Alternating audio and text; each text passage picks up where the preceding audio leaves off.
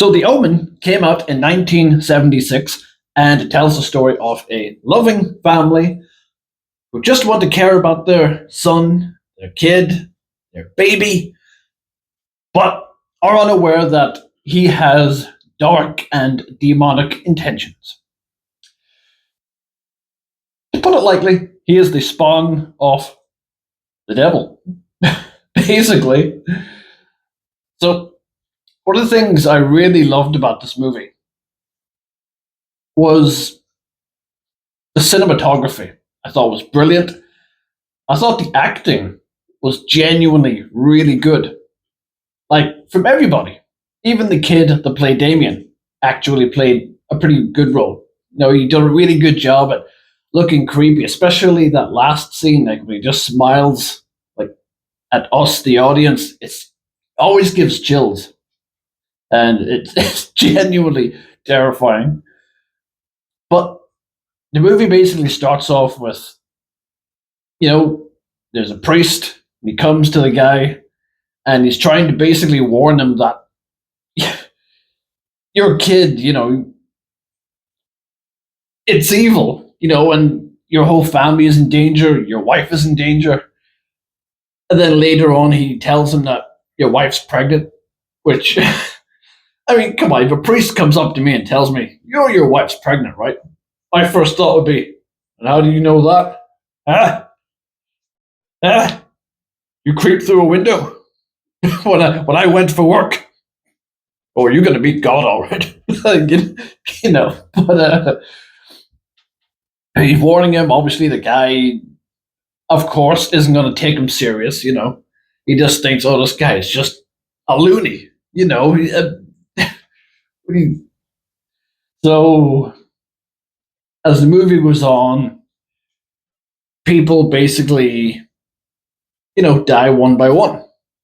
And there's a photographer who's just there taking snaps. And he starts to see things in the pictures that he takes. And there's sort of clues as to how that person is going to meet their demise. The first, I think, and this scene, I imagine, was made primarily for shock factor. And it does a good-ass job with that. It genuinely did. I actually remember watching it, and I was like, what? I mean, I had a feeling, but basically it's like the nanny. I think it's like the first nanny before the one comes. We'll talk about her later.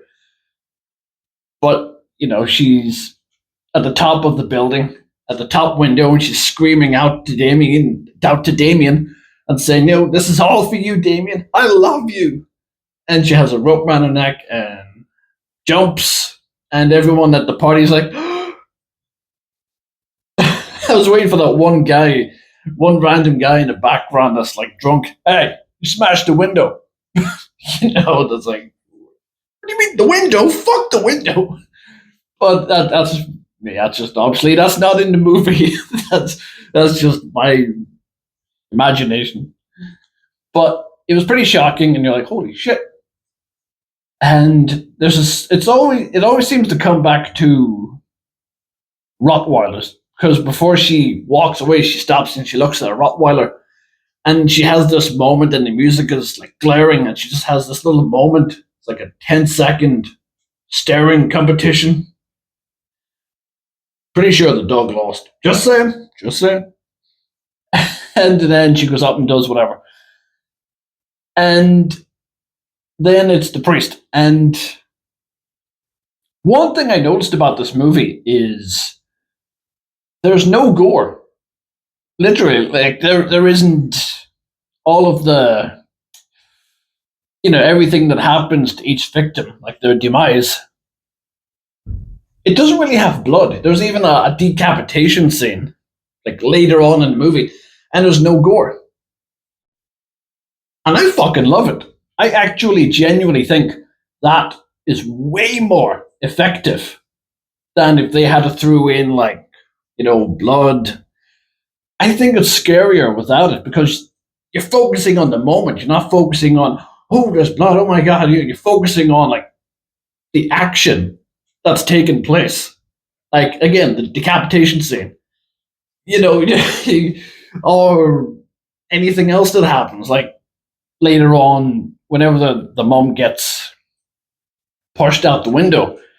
And I will say she did land in an ambulance, so there's hope for her yet. Doesn't matter if it was 20 stories up. She's in the ambulance. She's got to be fine. But again, no gore. You know, maybe just a tiny bit, but, it's not realistic, like, what it would be, but that's good.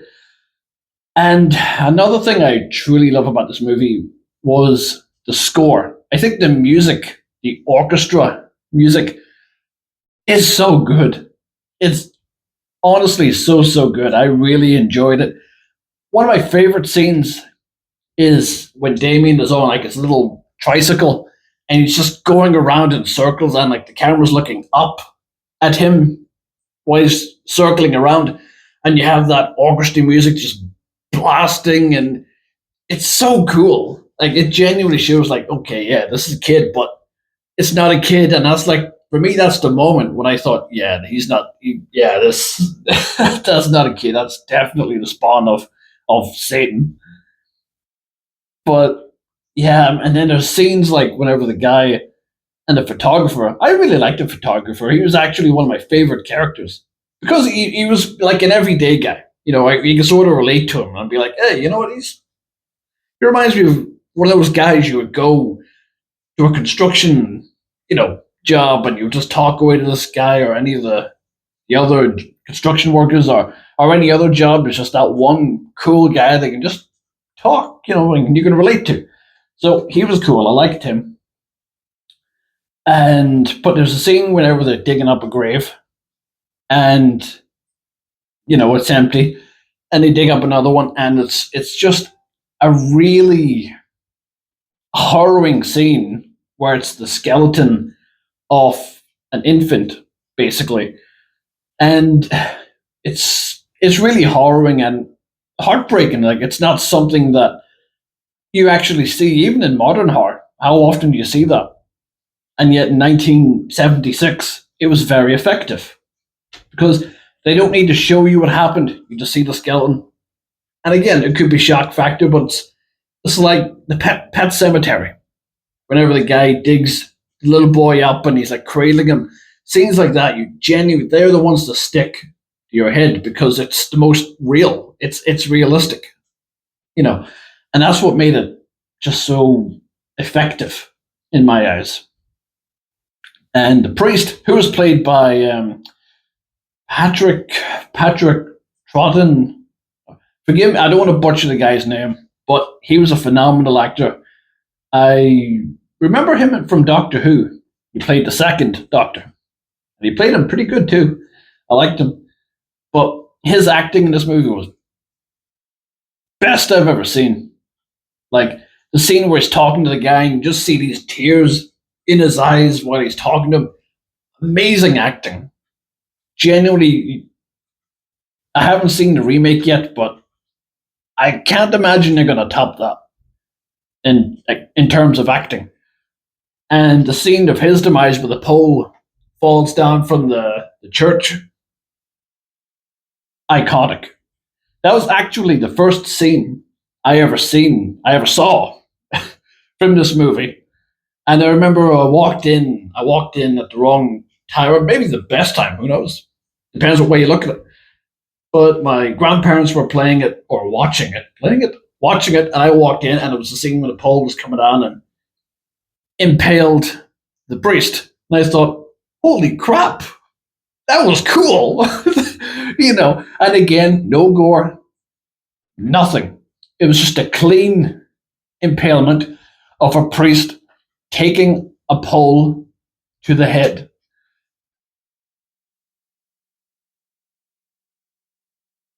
Of a priest taking a pole head first. That's not any better. In fact, that's worse. The point is, great scene. It's iconic. The music, once again, makes Scenes like that, extremely effective. And overall, great movie. And fun fact, did you know that this movie actually made Rottweilers more popular worldwide?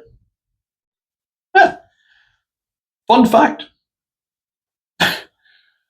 And my only, I mean, it's not a gripe, but it kind of is a gripe. But it's something, it's more of a nitpick, and it's only a personal opinion. That's all.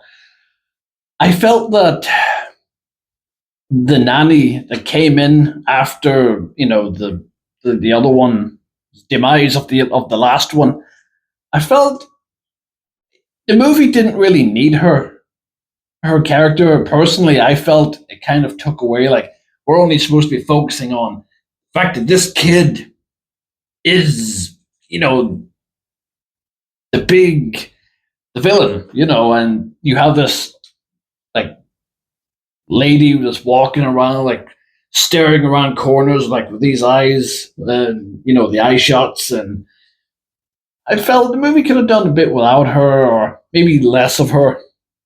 But that's only my opinion. I do understand that he's a kid and he does need somebody to protect him.